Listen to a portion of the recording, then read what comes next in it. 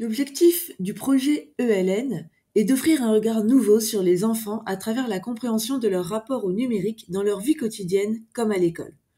Pour cela, le parti pris de l'équipe projet ELN est véritablement de considérer l'enfant comme acteur social capable de déployer face à des objets des arts de faire et de faire preuve de réflexivité sur ses usages et ses pratiques. En ce sens, nous n'avons pas hésité à nous laisser embarquer par nos enquêtés enfants en cycle 2, cycle 3. Nous avons ainsi conçu une séance de recherche-intervention qui permet, nous semble-t-il, d'accéder à cette culture enfantine en lien avec les objets connectés. Nous avons ainsi réalisé un protocole permettant de recueillir des représentations d'usage, des récits d'expérience, des explicitations d'usage et de pratique. Très concrètement, cette séance de recherche-intervention permet de mettre les élèves en situation de dire ce qu'ils font et pensent du numérique, ce qu'ils font et pensent du numérique en famille, mais aussi, bien sûr, à l'école et entre pairs. Nous avons collectivement élaboré un scénario consistant à faire réaliser par les enfants un collage qui représente visuellement les activités liées aux objets connectés effectuées pendant le week-end précédant la séance. Cette précision temporelle est de taille.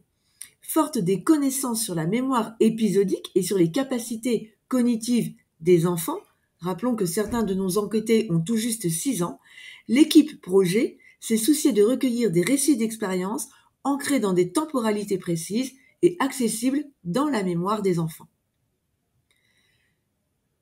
Comment se passe finalement cette séance ? Très concrètement, nous distribuons aux enfants une feuille A3 vide.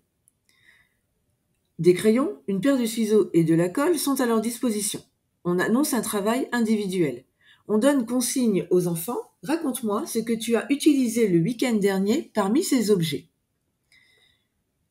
On distribue ensuite une feuille A4 avec les objets téléphone, console de jeu, poste informatique, tablette, mais aussi livres ou encore autres objets tels que un vélo ou des Lego, ce qui permet également aux enfants non équipés en technologie numérique de participer à la séance et à tous les enfants de façon générale de bien situer leurs activités numériques dans un régime intermédiatique comprenant les autres activités. Une fois cela fait, la question est posée aux enfants avec chacun de ces objets le week-end dernier, qu'as-tu fait ? L'enfant a la possibilité de dessiner ce qu'il veut en plus, d'utiliser les feutres comme bon lui semble, d'ajouter des mots, et on distribue une feuille avec des éléments graphiques, pictogrammes, verbes d'action. Enfin, une fois ceci fait, une dernière question consigne est posée aux enfants. Voici des éléments supplémentaires qui peuvent te permettre d'en dire un peu plus, ce que tu ressens quand tu fais telle ou telle activité, ce que tu aimes, ce que tu n'aimes pas, ce que tu n'as pas le droit de faire à la maison, etc. Toujours bien dire aux enfants la possibilité d'ajouter ce qu'ils veulent avec des dessins, des mots, etc. On distribue alors la feuille avec les émoticônes, joie, peur, aime pas, et les objets symboles, horloge, montre, panneau interdit.